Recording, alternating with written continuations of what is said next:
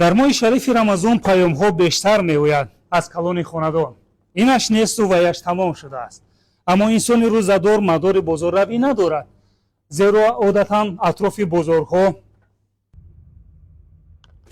тамбашавии нақлиёт асту ғавғои зиёди одамон.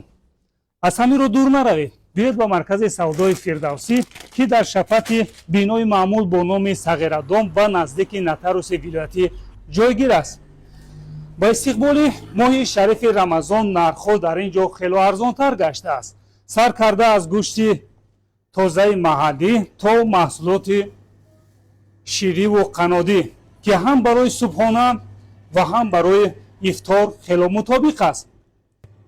дар ин гӯша шумо доиман метавонед сабзавоту полезӣ ва меваҷоти тару тозаро харидорӣ кунед. асали тозаи водии рашт ва сари хосори балҷуонро низ мо овардем. дигар чӣ мехоҳед? прополису перга ва шири замбурро низ. агар фурсат надоред, кофист ки ба ин рақам занг занед. мо худамон маҳсулотро ба дари хонаи шумо меорем.